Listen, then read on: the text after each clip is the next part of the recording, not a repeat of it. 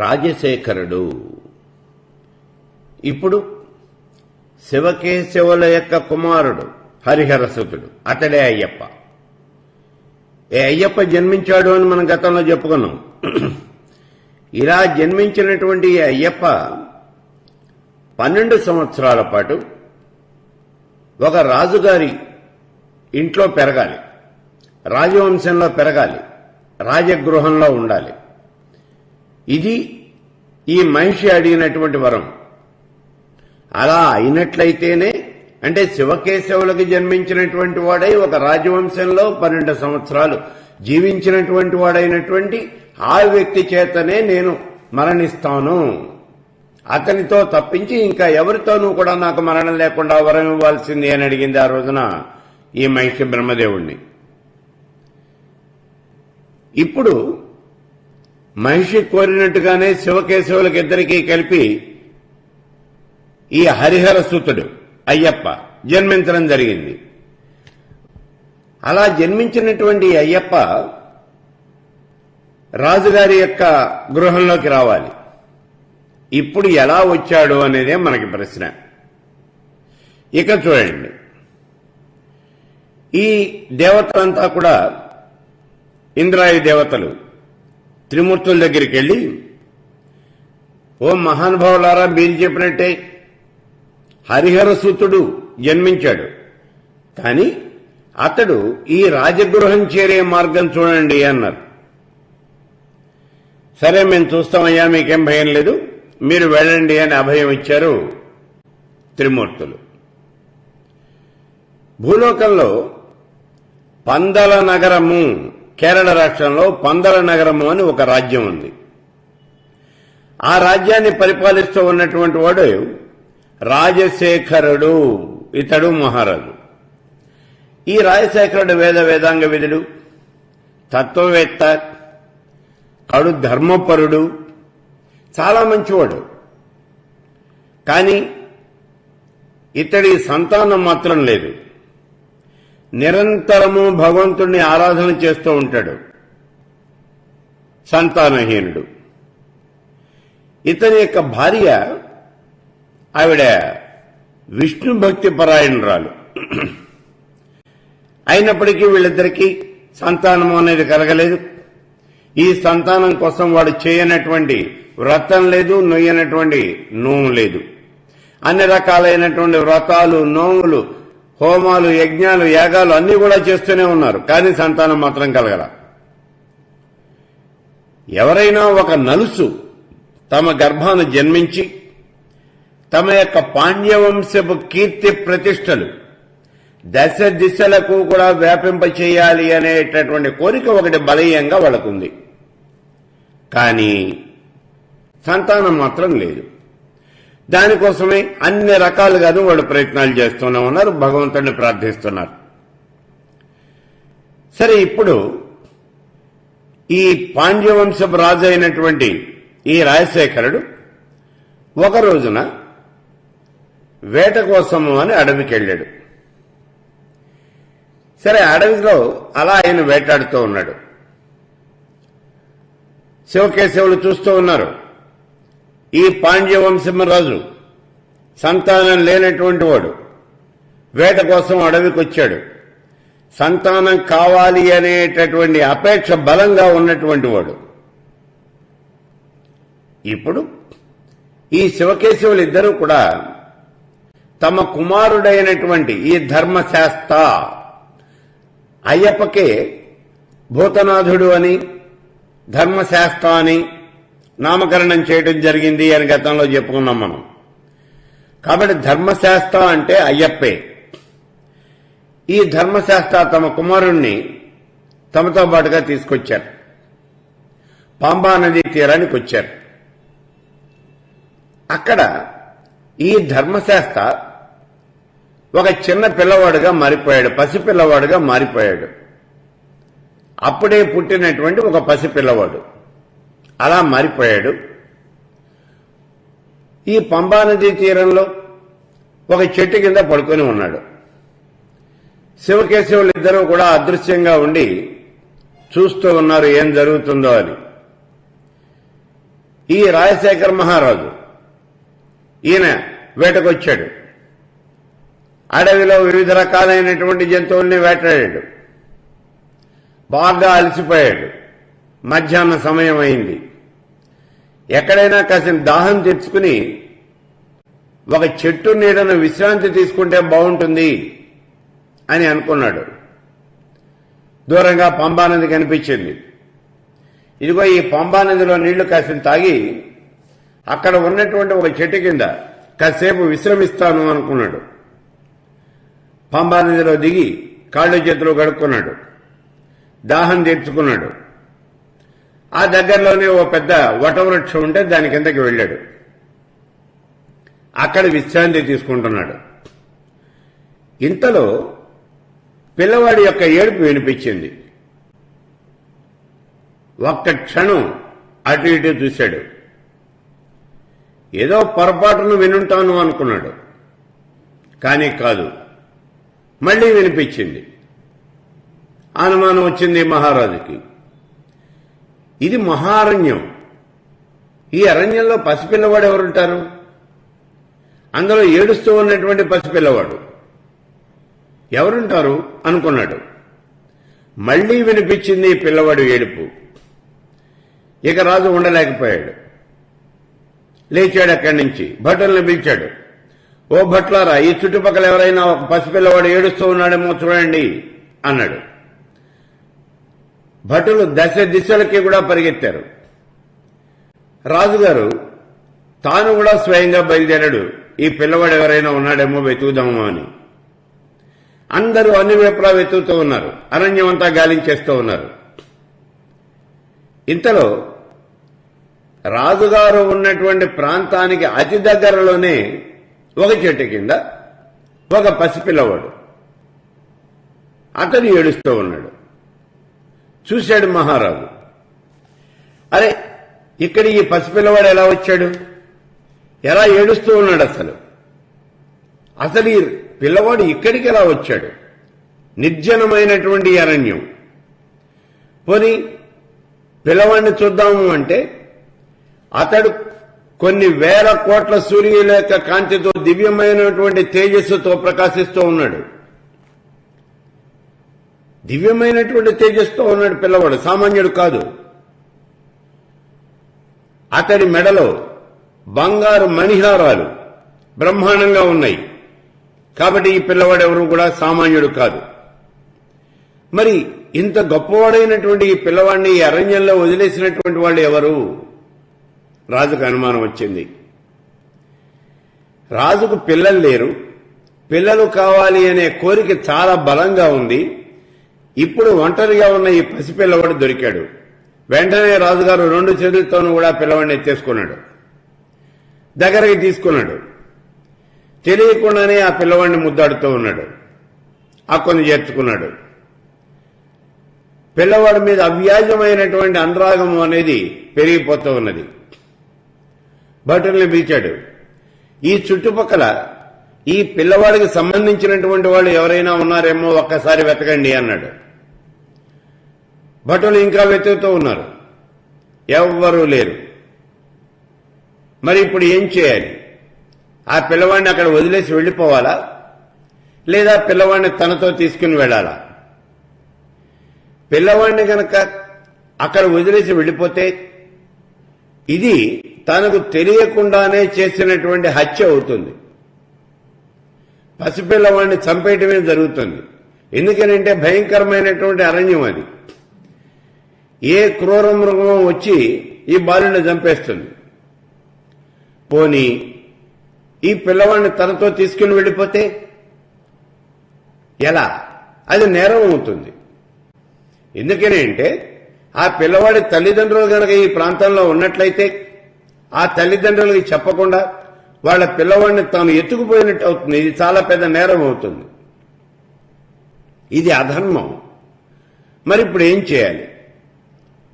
రాజుకు ఏమీ పాలుపోలేదు.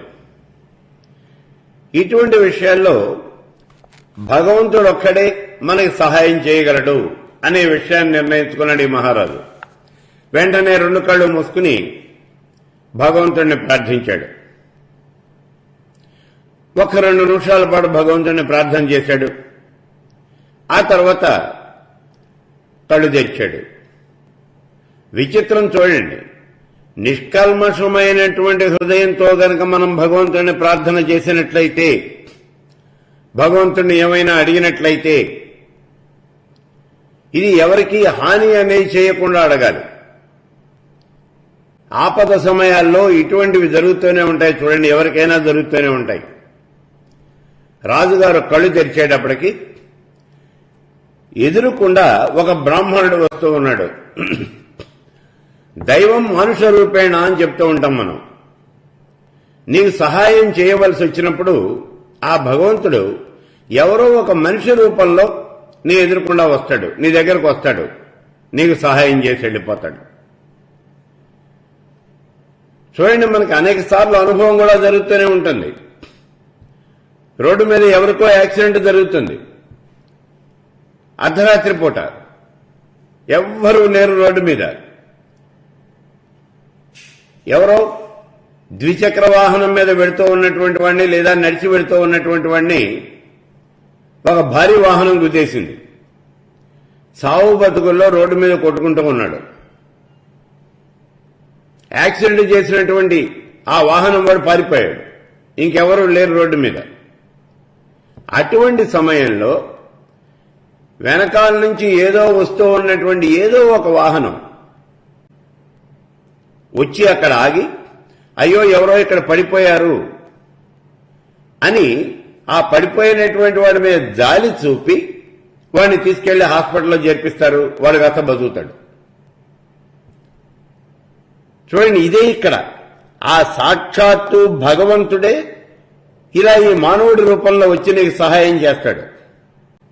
అందుకే దైవం మనుష రూపేణ అని చెప్తూ ఉన్నారు మనకి. ఆ భగవంతుడే ఇప్పుడు మానవ రూపంలో ఇలా వస్తూ ఉంటాడు. ఈ రాజుగారు కళ్ళు మూసుకుని భగవంతుని ప్రార్థించాడు. కళ్ళు తెరిచాడు. కళ్ళు తెరిచేటప్పటికి ఎదురుకుండా ఒక బ్రాహ్మణుడు వస్తూ కనిపించాడు. రాజుకి నిజంగా ప్రాణం లేచి వచ్చినంత పని అయింది. ఎదురుకుండా ఎవరో ఒక బ్రాహ్మణుడు వస్తూ ఉన్నాడు. ఆ బ్రాహ్మణుడికి నమస్కారం చేశాడు ఈ రాజశేఖరుడు. రాజుగారు ఎప్పుడైతే నమస్కారం చేశారో ఆ మరుక్షణంలోనే బ్రాహ్మణుడు రాజును సుఖీభవ అంటూ దీవించాడు. ఇప్పుడు రాజుగారు నోరు తెరిచి, ఓ మహానుభావ, నేనిట్లా పాండ్యవంశపు రాజును, పందల దేశాన్ని పరిపాలిస్తూ ఉన్నాను. నా పేరు రాజశేఖరుడు. నాకు సంతానం లేదు. నేను వేట కోసం ఈ అడవికి వచ్చాను. ఇదిగో అడవిలో ఈ పంబా నదీ తీరంలో ఇక్కడ ఈ వృక్షం కింద ఈ బాలుడెవరో దొరికాడు. ఇప్పుడు ఏం చేయాలో నాకు పాలుపోవటం లేదు. కర్తవ్యాన్ని మీరే ఉపదేశించండి అని అడిగాడు ఈ మహారాజు. చిరునవ్వు నవ్వాడు ఈ బ్రాహ్మణుడు. రాజా, ఇదంతా కూడా దైవ సంకల్పం. నీకు ఇందులో అనుమానం అనేది ఏమీ వద్దు. ఈ పిల్లవాడిని నువ్వు తీసుకెళ్లిపో. నిశ్చింతగా వాణ్ణి నువ్వు పెంచుకో. ఈ బాలుడు సాక్షాత్తు భగవంతుడే నీకు అనుగ్రహించినటువంటి పుత్రుడు. నీ కులదైవమైనటువంటి, నీ ఇష్టదైవమైనటువంటి, నీ ఆరాధ్య దైవమైనటువంటి సాక్షాత్తు ఆ పరమేశ్వరుడు ఉన్నాడే, ఆయన ఈ కుమారుణ్ణి నీకు అనుగ్రహించాడయ్యా. ఇందులో అనుమానం ఏం లేదు. పిల్లలు లేనటువంటి నీకు పుత్రదానం చేశాడు.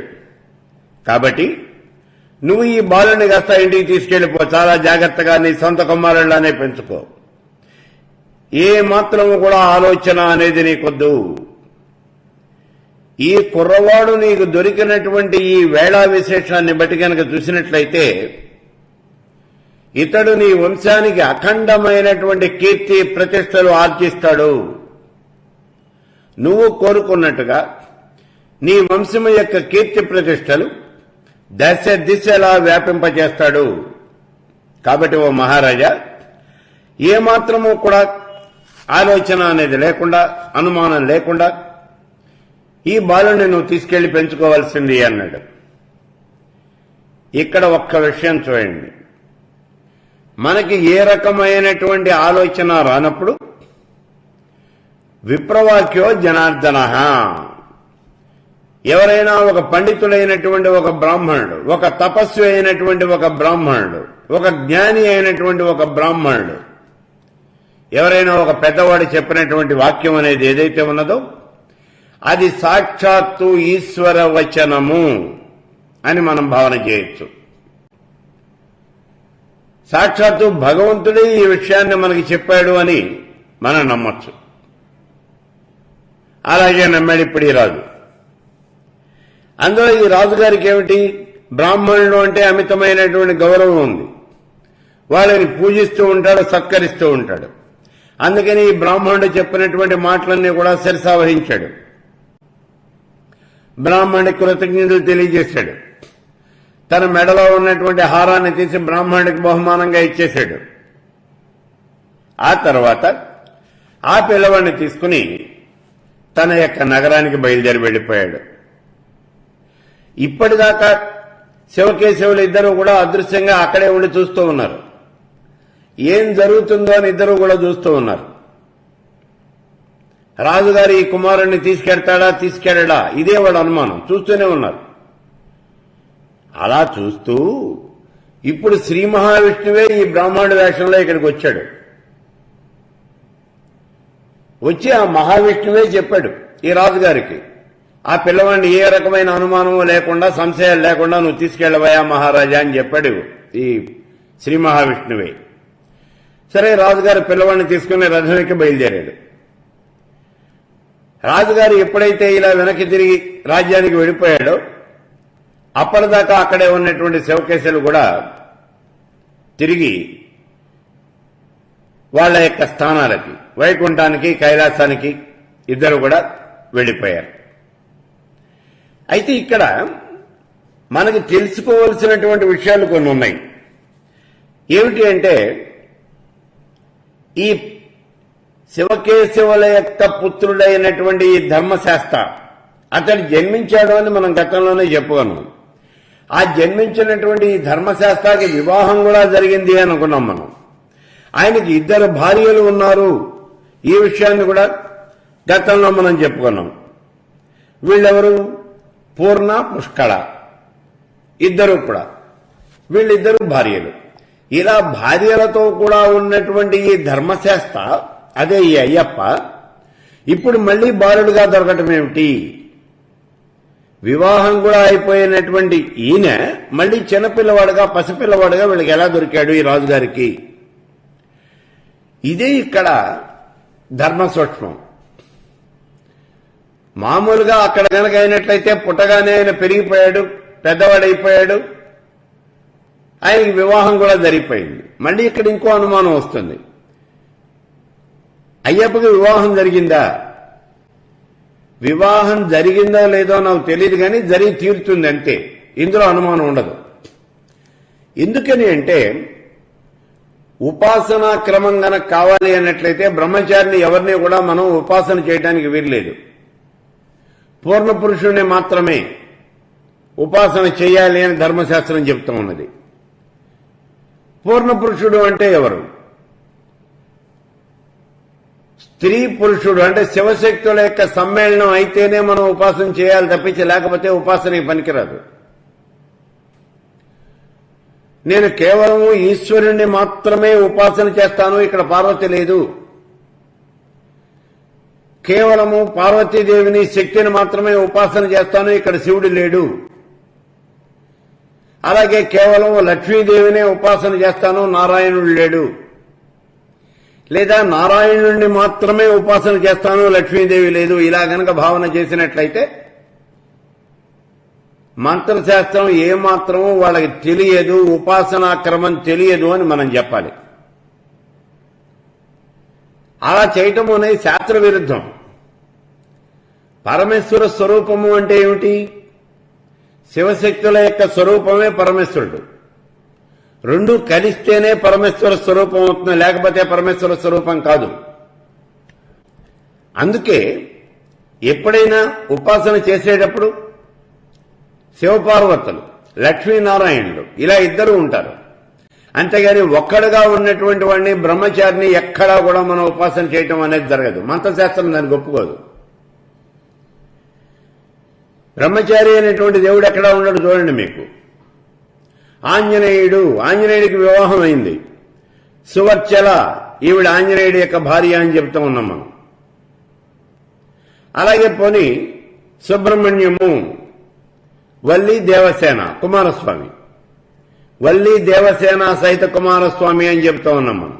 ఇలా ప్రతి దేవుడికి కూడా మంత్రభాగం ఉన్నటువంటి ప్రతి దేవత కూడా స్త్రీ పురుషుల యొక్క సమ్మేళనమే, అలా కాకుండా ఉండదు. ఈ కారణం చేత అయ్యప్పను కూడా ఉపాసన చేయాలి అన్నట్లయితే అయ్యప్పకి వివాహం అయితే తీరాలి. అందుకే ఇక్కడ పూర్ణ పుష్కళ వీళ్ళిద్దరూ కూడా అయ్యప్ప స్వామి యొక్క భార్యలు అని మనకి చెప్పడం జరుగుతూ ఉన్నది. ఇక ఈ అయ్యప్ప తనను తానే పసిబాలుడుగా చేసుకుని ఈ పంబా నదీ తీరంలో పడుకుని ఉన్నాడు. ఎందుకంటే తాను ఈ మహారాజు గారి దొరకాలి, ఈ రాజుగారు తీసుకెళ్లి తను పెంచుకోవాలి. ఇక్కడ కొన్ని విషయాలు గుర్తుపెట్టుకోండి. ఎవరైనా సరే పూర్వజన్మలో చేసినటువంటి కర్మ ఫలితంగానే ఈ భూలోకంలో జన్మించడం అనేది జరుగుతుంది. ఇప్పుడు ఈ అయ్యప్ప భూలోకంలోకి ఎందుకు వచ్చాడు? గతంలో నుంచి మనం కథ చెప్పుకుంటూ వస్తున్నాం. మనిషి చాలా ఘోరమైనటువంటి తపస్సు చేసింది. తపస్సు చేసి శివకేశవుల యొక్క కుమారుడి చేతిలోనే నేను మరణిస్తాను అని చెప్పింది. కాబట్టి ఆ శివకేశవులకు ఒక కుమారుడు కలగాలి, ఆయన భూలోకంలోకి రావాలి. ఇదిగో వచ్చాడు. ఇప్పుడు ఇక ఎందుకు వచ్చాడు అంటే ఈయన ధర్మ సంస్థాపనార్థాయ సంభవం యుగే ధర్మ సంస్థాపన చేయాలి. ధర్మ సంస్థాపన అనేది ఎప్పుడు జరుగుతుంది? యదా యదా హి ధర్మస్య గ్లానిర్భవతి భారత. ఎప్పుడైతే ఈ లోకంలో ధర్మానికి హాని అనేది కలుగుతుందో అప్పుడు సాక్షాత్తు ఆ పరమేశ్వరుడే ఈ భూలోకంలో అవతరిస్తాడు. చాలా జాగ్రత్తగా చూడండి, ఇక్కడ జన్మిస్తాడు అని చెప్పలేదు, అవతరిస్తాడు అని చెప్తూ ఉన్నాడు. నేను భూలోకంలో ఆవిర్భవిస్తాను, అవతరిస్తాను అని చెప్తూ ఉన్నాడు. భూలోకంలోకి వస్తాడు. ఎందుకని అంటే పరమేశ్వర స్వరూపానికి జన్మ మృత్యు జరాదులు అనేవి లేవు. ఆయన ఎవరికి పుట్టడు, ఆయనకి మరణం లేదు, చావు పుట్టుక లేనటువంటి వాడు కదా. నిరాకారము నిర్గుణము అయినటువంటి వాడు, జన్మ మృత్యు జరాదులు లేనటువంటి వాడు, సర్వలోకాలకు అధిపతి అయినటువంటి వాడు, సర్వ ప్రాణుల్ని కూడా నియమించేటటువంటి వాడు. ఆయన ఎప్పుడూ స్వయంభువే. తనకు తానుగానే ఈ లోకంలోకి వస్తాడు, మళ్ళీ తనకు తానుగానే ఇక్కడ పని అయిపోగానే ఇక్కడి నుంచి వెళ్ళిపోతాడు. అది పరమేశ్వర స్వరూపం. అందుకని ఇప్పుడు ఈ లోకంలో ధర్మాన్ని రక్షించడం కోసం పరిత్రాణాయ సాధూనాం వినాశాయ చ దుష్కృతాం ధర్మ సంస్థాపనార్థాయ సంభవామి యుగే యుగే అని చెప్తూ ఉన్నది మన గీత. అంటే ఏమిటి? ఇక్కడ దుష్ట శిక్షణ శిష్ట రక్షణ చెయ్యాలి అనేటటువంటి సంకల్పంతో ఆ పరమేశ్వర స్వరూపం ఈ భూలోకంలో అవతరిస్తూ ఉంటుంది. ఎప్పుడు అవతరిస్తుంది అంటే సంభవామి యుగే యుగే, ప్రతి యుగంలోనూ అవతరిస్తుంది అన్నాడు. ప్రతి యుగము అంటే మనకి కృతయుగం, త్రేతాయుగం, ద్వాపర యుగం, కలియుగం 4 యుగాలు ఉన్నాయి కదండి. అంటే ఒక్కొక్క యుగంలోనూ ఒక్కొక్కసారి అవతరిస్తుందా? అలా అని కాదు. యుగము అంటే ఇక్కడ కాలము అని అర్థం. ఎప్పుడు అవసరమైతే అప్పుడు వస్తుంది, అంతేగాని యుగానికి ఒకసారి వస్తుంది అని కాదు. ఎందుకనంటే ఇప్పుడు మీరే చూడండి, మనకి 10 రకాలైనటువంటి అవతారాలు ఉన్నాయి. భగవంతుడు ప్రధానమైనటువంటి అవతారాలు దశావతారాలు ఎత్తాడు అని చెప్తున్నాం మనం. ఈ దశావతారాలు ఎప్పుడు 4 యుగాల్లోనే జరిగినాయి. కాబట్టి యుగానికి ఒకటి కాదు, ఎన్నిసార్లు అయినా వస్తుంది. ఇవి ఈ దశావతారాలు కాకుండా శ్రీ మహావిష్ణువు మొత్తం 24 రకాలైనటువంటి అవతారాలు ఎత్తాడు అని చెప్తూ ఉన్నది భాగవతం. ఇందులో పూర్ణావతారాలు కొన్ని, అంశావతారాలు కొన్ని, ఇట్లా అనేక రకాలైనటువంటి అవతారాలు ఉంటాయి. ఏదైనా ఒక కార్యం చేయాలి అన్నప్పుడు ఆ సమయంలో అవసరాన్ని బట్టి ఇక్కడికి వచ్చి ఆ కార్యాన్ని పూర్తి చేసి వెళ్ళిపోతూ ఉంటాడు. తన యొక్క అవసరం ఉన్నది అనుకుంటే ఈ లోకంలో చాలా కాలం ఉంటాడు, లేదు అనుకుంటే ఆ కార్యం పూర్తయ్యే వరకు అలా ఉండి ఆ కొద్ది కాలం ఉండి వెళ్ళిపోతూ ఉంటాడు. అవన్నీ కూడా అంశావతారాలు అని అంటాం మనం. ఇలా ఇప్పుడు ధర్మ సంస్థాపనార్థాయ సంభవామి యుగే యుగే, ఆ ధర్మ సంస్థాపన చేయడం కోసమే పరమేశ్వరుడైనటువంటి ఆ పరాత్పరుడు, ఆ దేవదేవుడు ఈ భూలోకంలో అవతరిస్తూ ఉంటాను అని చెప్పాడు అక్కడ. అది ఎప్పుడు వస్తాడు అంటే యదా యదా హి ధర్మస్య గ్లానిర్భవతి భారత, ఈ లోకంలో ధర్మానికి హాని అనేది ఎప్పుడైతే జరుగుతుందో నేను అప్పుడు వస్తానయ్యా అన్నాడు. కాబట్టి ఇప్పుడు ధర్మ సంస్థాపన చేయాలి. ఈ మహిషి అనేటటువంటి ఈ రాక్షసిని సంహరించి ధర్మ సంస్థాపన చేయాలి.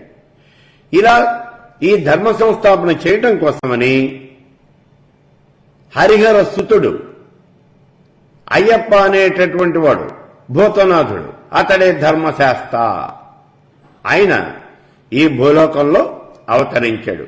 ఇలా అవతరించి పాండ్యవంశపు రాజు అయినటువంటి ఈ పందల నగరాన్ని పరిపాలిస్తూ ఉన్నటువంటి రాజశేఖరుడు అనేటటువంటి ఈ మహారాజు యొక్క గృహానికి చేరాడు.